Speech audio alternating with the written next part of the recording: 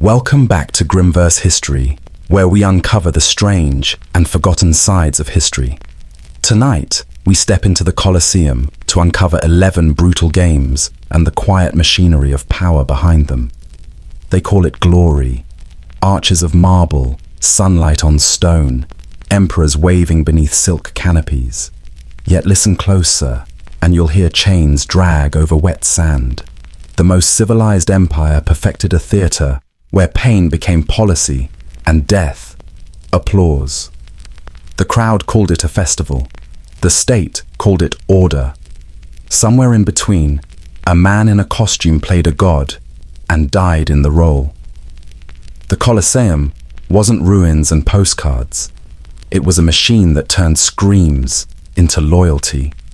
Before the swords, before the cheers, there was a script, and it always ended the same way. You step into the corridor beneath the seats. The air tastes of iron and damp stone. Timber gates groan. A hidden pulley sighs. Breath gathers behind the walls.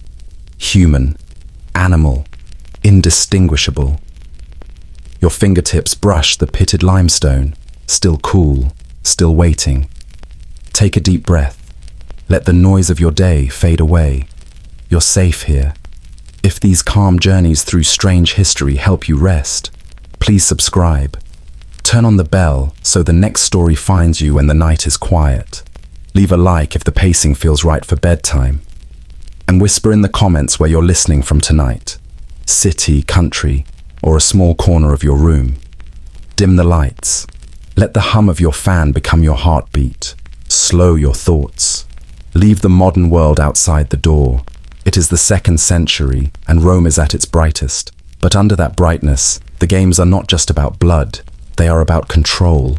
Tonight, walk the sand where funerals became politics, where myths were staged as executions, and where power taught the city what to laugh at, what to fear, and whom to obey.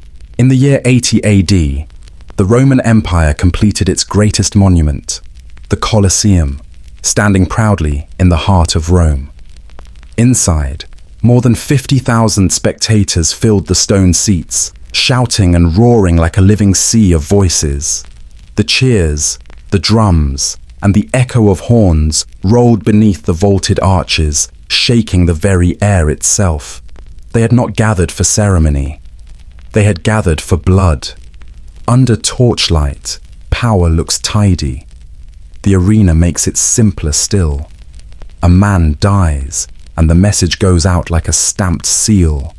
This is what happens to enemies. Spectacle solves paperwork. The crowd watches. The crowd learns. The crowd laughs at the right cues. Consent arrives dressed as excitement. Rome calls it justice. The sand calls it stain. Seating maps the law. The closer you sit, the more your life weighs. Far up in the rafters, the wind has opinions.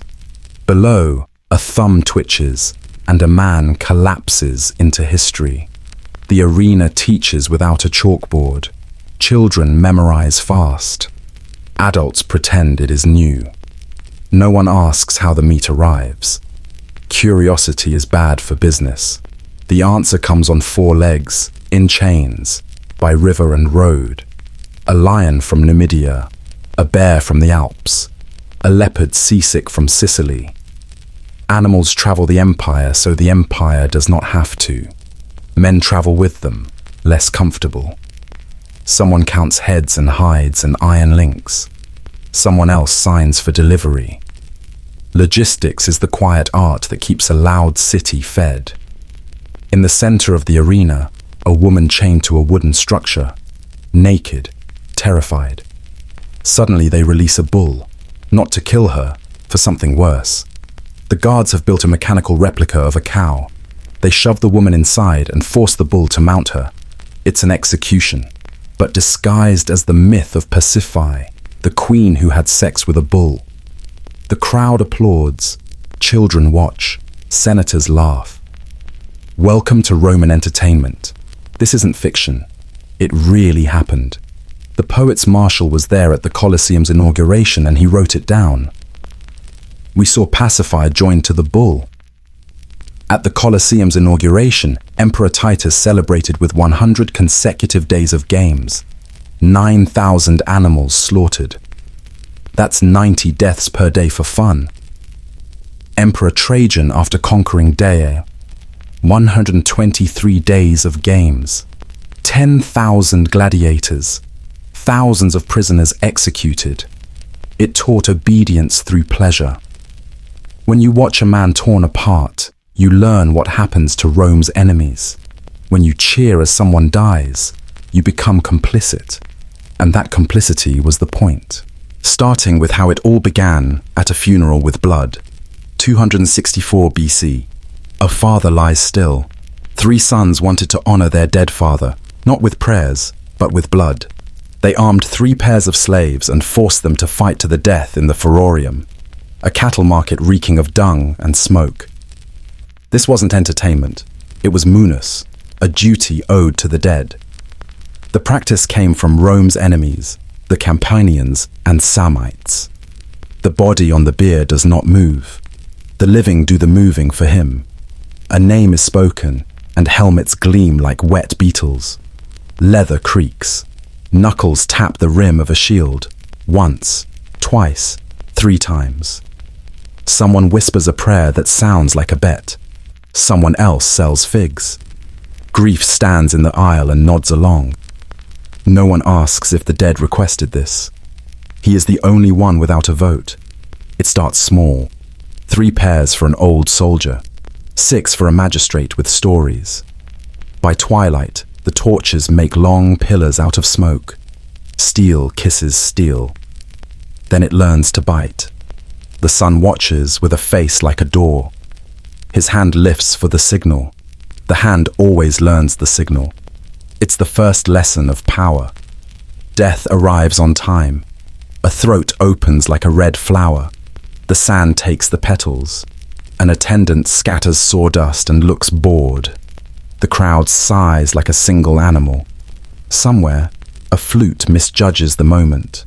The corpse receives its due, if due means noise and iron. The priests murmur that the shade is satisfied. The priests do not ask the shade. It keeps quiet. By the last pairing, grief is fluent. It speaks in gestures and red footprints. The son lowers his eyes, then raises his purse. Debt is paid. Reputation accrues interest. The dead man receives a spectacle. The living man receives a following. Both are called gifts. Only one gets to complain. He doesn't. If funeral games were how it started, what came next turned the arena into Rome's cruelest spectacle. Because Rome discovered something. Exotic suffering sells better than ordinary death. Lions from North Africa, leopards from the Caucasus, crocodiles from the Nile, giraffes dragged across deserts. They weren't displayed as wonders. It starts with a promise. A cage, a chain, a foreign animal dragged into Roman daylight. Back home, it ruled shadows and grass. Here, it learns geometry. Straight lines, high walls, no exits. The crowd leans forward as if kindness is distance. It isn't. A tiger knows a boundary when it smells one. Pitch in the wood, old blood in the sand, men who don't blink. It paces, shoulder to shoulder, measuring the ring the way a scribe measures a margin. Its tail writes angry cursive in the dust. Across the gate, a man in light armor breathes through his teeth. He is brave, paid, and replaceable. He taps the spear to set a metronome. The animal listens and hears hunger instead. Both are right. The gate slides. Lions arrive heavy with heat. Back home, they walked like kings through thorns and flies. Here, their paws sink and find nothing alive under the silence. The air is all eyes. A lion roars and waits for the answer only a plane can give. The answer doesn't come, so it chooses motion. Speed flashes, then the net answers with teeth of horn. The world shrinks to a plan drawn by someone else. The plan holds.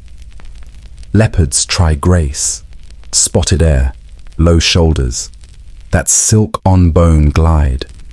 They find fake brush, painted rock. Men who learned patience from traps. A leap looks right until it lands wrong. A hook flashes and drags beauty into grammar we already covered. Somewhere, a purse changes hands. The numbers improve. The cat does not. The math wins. Rome calls it nature, a demonstration. Proof that the world fits inside a circle if you bring enough rope. The animals come from the edges with their weather still on them. They leave without it. Trainers talk about temperament like it's a menu. Speed, nerve, fury, fear. They plate the qualities and call it a show. It is a show. It is also a harvest. Watch the panic, learn a shape. First, the frantic run. Then a pause when the beast meets a trick it has never seen. Pits, hidden spikes, a collapsing screen that turns a charge into a wound. After that, the breathing changes. There is a quiet when an animal understands. It looks smaller then. The men look bigger. Perspective is policy. Some days, they force beasts to fight beasts. Elephant against bull, lion against bear. A chain between strangers who never owed each other anything. The audience loves a choice with no answer. The organizers love a problem that solves itself. The sand loves everyone the same. It's good at consistency. It never learns remorse. It doesn't need to. A bestiarius raises his hand and receives the afternoon. He moves in arcs, keeps the wind behind him, waits for the blink. He is patient because the crowd pays for patience that ends in certainty. He does the math with his feet. He writes the solution with a knife. The beast falls into silence that does not belong to it. The silence stays. The crowd breaks it. They always do. That is their part. By evening, the cages are lighter. The city feels heavier. The animal was thrown into the sand to be torn apart. The message: if Rome could seize the strangest beasts alive, it could conquer anything. The slaughter exploded. At the Colosseum's inauguration, Emperor Titus oversaw the deaths of more than 9,000 animals in one festival. Archaeologists found bones etched with deliberate starvation marks. Animal massacres drew crowds. But Rome wanted more. They wanted suspense, imbalance, fights where the outcome was rigged, but the suffering was real. They wanted theatre disguised as combat. When you picture a gladiator, you imagine two evenly matched warriors. The reality was twisted. Rome thrived on imbalance. Contests engineered for cruelty. Prisoners and criminals were shoved into the arena, dressed as clowns, handed wooden swords, and sent to die against seasoned killers. The crowd jeered as the doomed flailed and fell. Public execution disguised as sport. The weapons became characters. The retiarius fought with a fisherman's net and trident against the secutor, whose helmet was designed to deflect the net.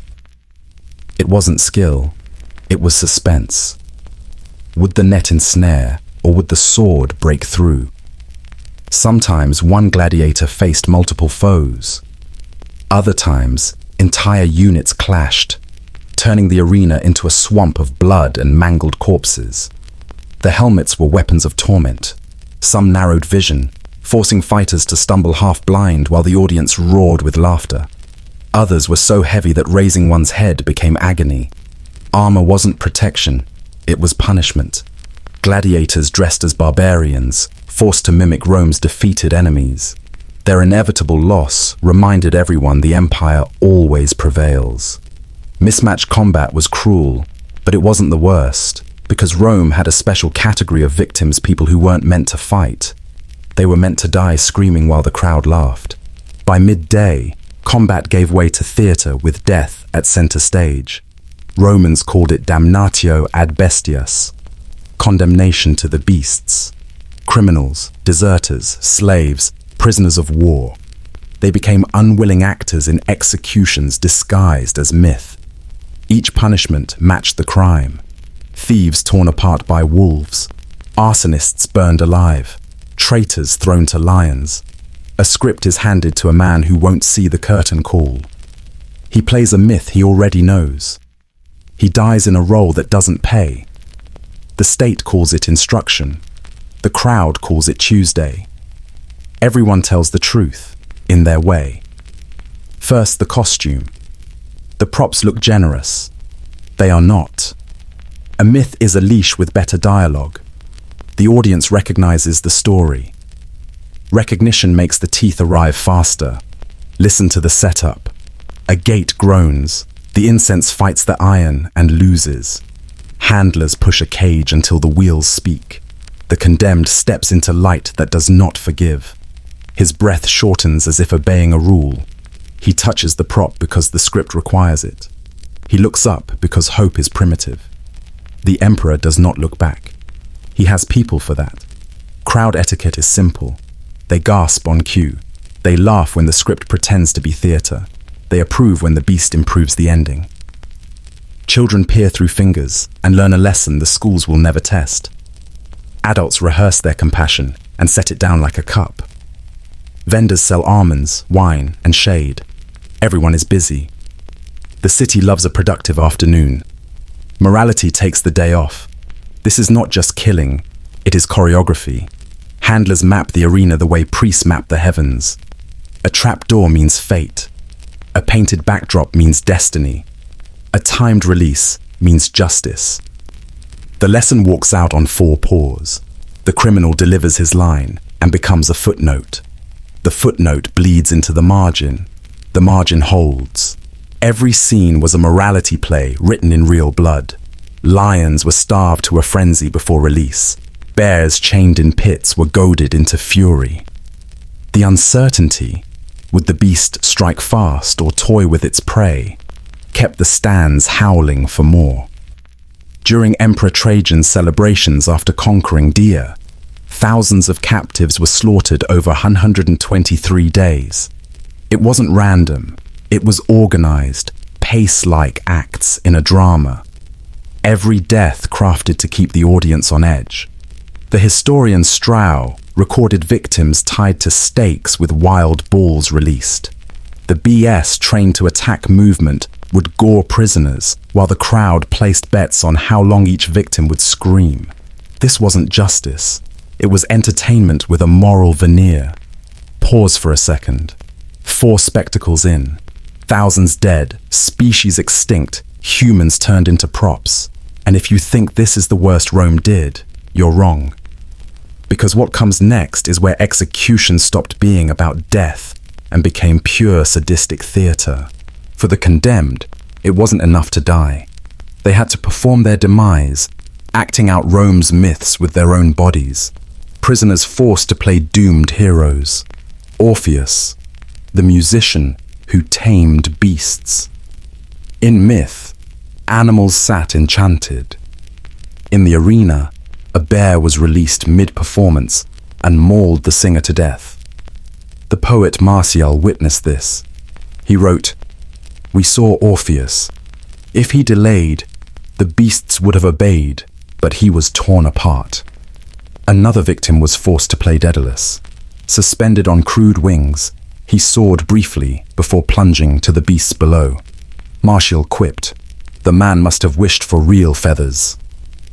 The most grotesque, Pasiphae and the bull. One show staged her union with a mechanical beast, followed by a mauling that blurred execution, humiliation, and pornography. Tertullian recorded that female prisoners were sometimes dressed as priestesses and violated in front of the crowd before being killed. The message: Rome owned its myths just as it owned its people. Heroes, villains, kings, queens, none were safe from being rewritten as props in a pageant of death. For spectators, sideshows. For the condemned, agonizing ends dressed in costumes. For Rome, propaganda made flesh. Everything so far happened on land in a normal arena, but Rome wasn't satisfied. They asked, what if we flooded the arena? What if we brought the ocean to the desert and made men die at sea? Mock naval battles, Naumachiae, were spectacles on an insane scale where water itself became a weapon. Julius Caesar, in 46 BC, dug an enormous basin near the Tiber, filled it with water and ships. Thousands of captives were shoved aboard, told to fight as rival fleets. They weren't actors. They were men condemned to die for applause. Arrows, catapults, steel, a slaughterhouse afloat. Augustus expanded it. In 2 BC, he created a basin almost 2,000 by 200 feet, fed by a custom aqueduct just to keep it full. 30 warships clashed, crammed with prisoners, fated never to leave alive. The message: Rome could command seas where none existed. Even nature bent to imperial whim. By 52 AD, Claudius drained Lake Fucine for another Naumachiae, when captives greeted him with morituri te salutant. Those who are about to die salute you. History gained one of its most haunting lines. Even the Colosseum had channels to flood for naval shows, then drain for combat the next day. Cruelty became an engineering project. The emperor points, and geography relocates. A river becomes a pipeline, a field becomes a harbor. Ships arrive like arguments with sharp prows. Biremes, triremes, quadriremes if the budget smiles. Painted standards lift, pretending to be Tyre or Egypt, Athens or Persia. A story is chosen. The ending is not. Listen to the water breathe. It kisses wood, then bites it. Rowers learn the rhythm a whip invents. Drums set a heart the men cannot keep. A captain with a borrowed rank shouts a city he has never seen. No one corrects the pronunciation. In the seats, Rome drinks the distance between reenactment and reality. It tastes like salt without the sea. It tastes like money. It always does. Arrows arrive in weather, black-fletched squalls, then sunlight again. A trireme coughs fire where a lamp fell wrong. Sailcloth turns to a quick sermon. The wind approves. Splinters travel like gossip and land in skin that never asked to be informed. On shore, a magistrate applauds the logistics. He should. This is an empire of plumbing and scheduling. The arena never stopped innovating. And as the empire aged, the spectacles grew more depraved. Here's where Rome crossed every remaining line. Women forced to fight, sometimes naked, sometimes against dwarfs or animals. 2 women face each other like a scandal made of muscle. The crowd sits up, the rules sit down. Shame waits by the gate and takes notes. This is not sport. It is a policy wearing perfume. Sometimes they give them helmets too large, crests too bright, blades that shine harder than the sun. Sometimes they give them nothing but a name and a dare. The audience measures the distance between taboo and ticket price. It shrinks fast. A sardonic cheer rolls the arena like a coin on a table. Men laugh with their mouths and watch with their throats. Women in the stands go quiet in complicated ways. Law attends in silence. Custom attends in chains. Everyone pretends this is new. A whisper passes about names. Amazon and Achillea. A joke with hard edges. The joke lands. It cuts. Titles pretend to be mythology. Pay stubs pretend to be honor. The editor beams like a man who solved ethics with seating charts. He hasn't. He has solved attendance. A thumb hangs in the air, heavy as a planet. Gravity waits. Gravity wins. A cut opens, and the arena remembers it has a purpose. Blood is the only color Rome negotiates with fairly. It buys silence from moralists and noise from everyone else. A bestiaria smirks from the tunnel, suddenly demoted to background. Today, the spectacle has a different face. Still, the rumor survives like a weed between marble. A new woman steps out, not noble, not safe, extremely visible. She breathes through her mouth so courage can use the nose. Her stance is practical. Her jaw is not negotiable. She carries the weight of a joke that doesn't age. It never laughs with her. When the signal comes, it comes late and without sympathy. One woman stands. One woman kneels. The arena decides whether to keep a name or make a lesson. The decision is collective and therefore innocent. A blade answers a question that was never asked kindly. The crowd exhales relief that sounds like approval. The winner looks smaller under it. The loser looks like Rome's sense of humor. Dry, expensive, and not for everyone. The satirist Juvenal mocked them, yet records prove they fought for real. Their presence blurred gender lines, but reinforced a darker truth. No one was beyond Rome's hunger for spectacle. Prisoners dressed in pitch-soaked shirts and set ablaze. Tertullian bitterly wrote they were living torches. These weren't executions. They were warnings carved into living flesh. They dress him first. A tunic heavy with pitch. Resins stiff in the weave like a bad intention. An iron collar waits at the stake, cool for now. Hands tie knots that know their job. The crowd leans in as if sympathy works at a distance. It doesn't. Not here. The arena enjoys order. Midday, between sport and supper, comes instruction. Fire is punctual. It does not ask the animals to cooperate. It does not bargain like water. It arrives, explains, concludes. Even the moralists approve the efficiency. Numbers like certainty. So does fear. Both sell well. They call the tunic molesta, as if annoyance covers it. Names are tidy, uses are not.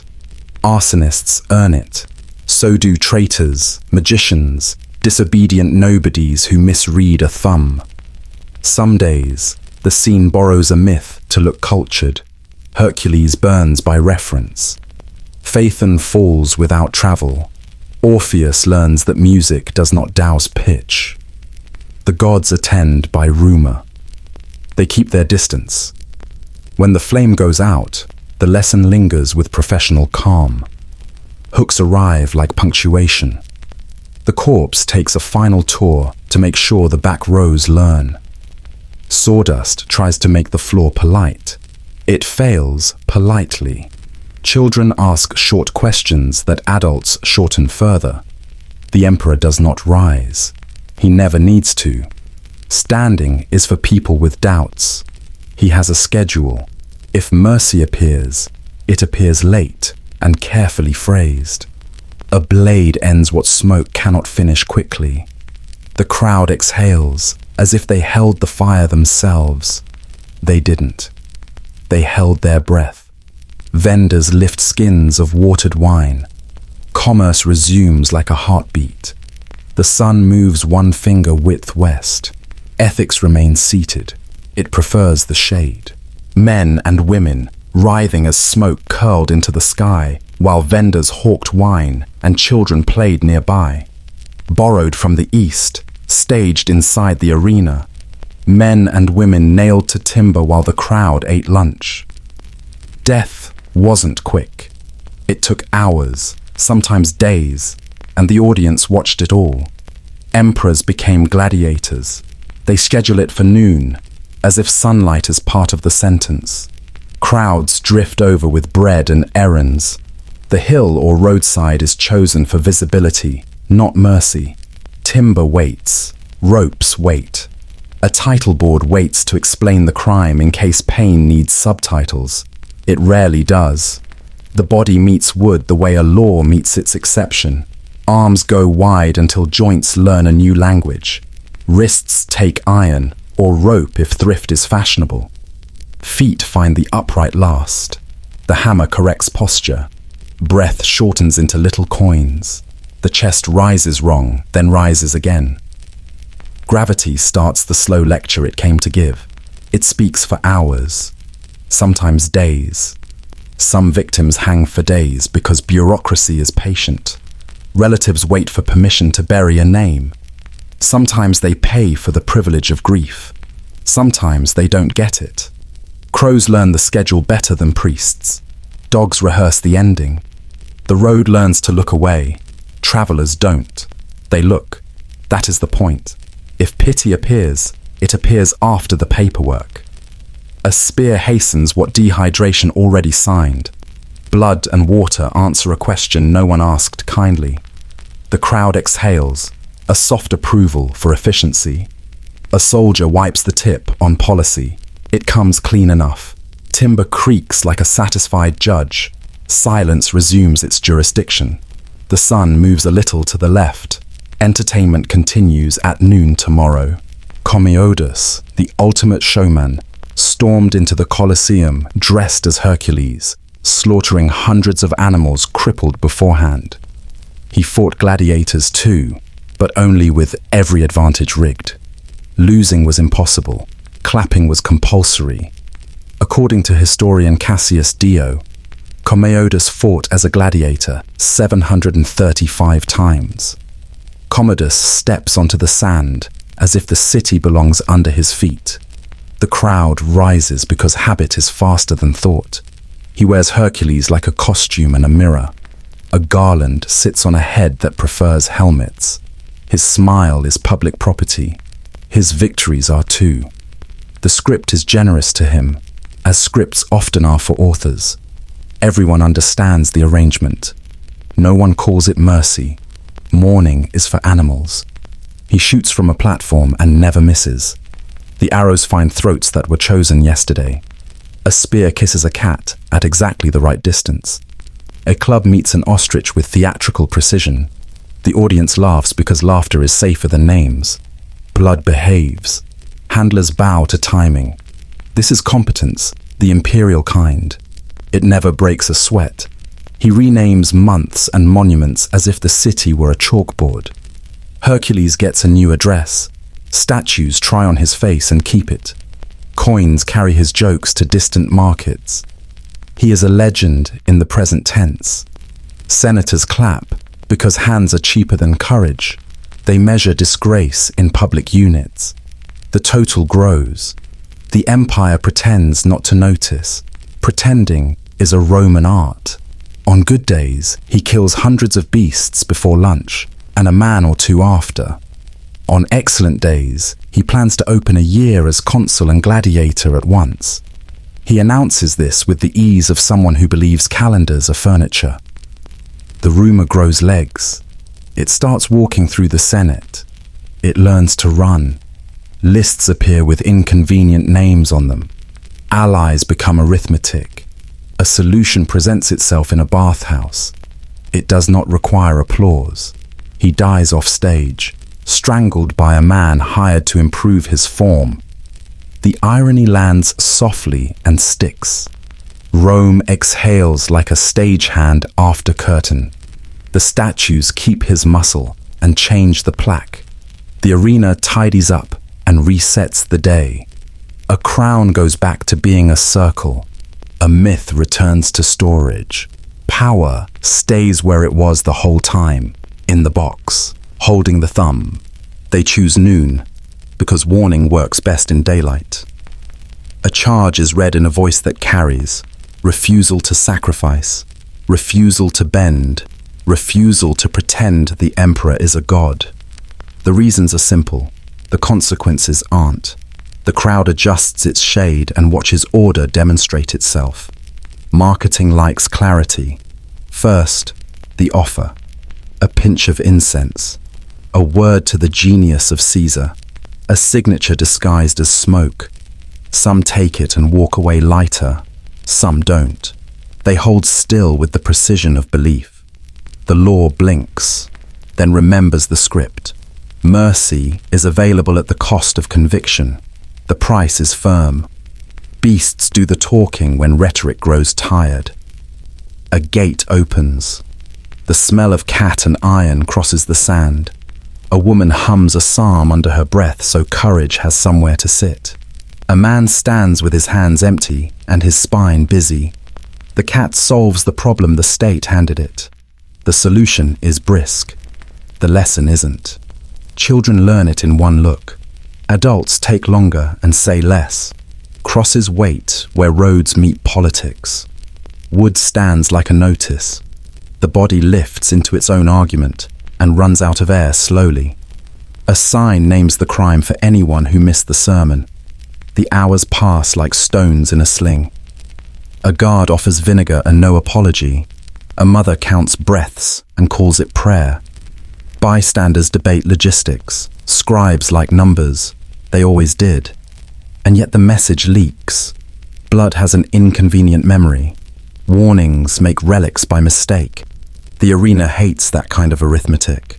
It cannot show its work. The state does not laugh. It has a brand to protect. 11 spectacles, hundreds of thousands dead. Which one was the most depraved?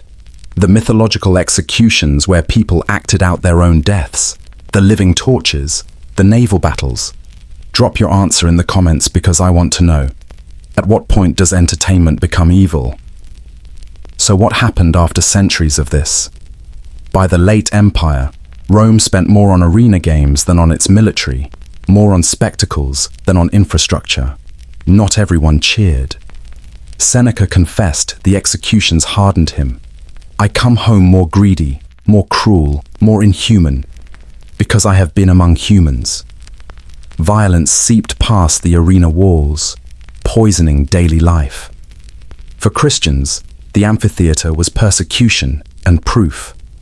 Tertullian called the shows seeds of cruelty, indicting an empire that cheered injustice as sport. Economically, the games devoured fortunes. Rulers bankrupted themselves chasing spectacles grand enough to outshine predecessors. Culturally, the appetite dulled Rome's edge. Citizens who once honored discipline now demanded cheap bread and endless circuses. Juvenal mocked this with panem et circenses. Cruelty rehearsed until it felt normal. Rome's arenas weren't about blood. They were about control, shaping how citizens thought, laughed, obeyed. Every hunt, every execution, every myth, reborn in screams, served one end, to make power look eternal. Slow your breath.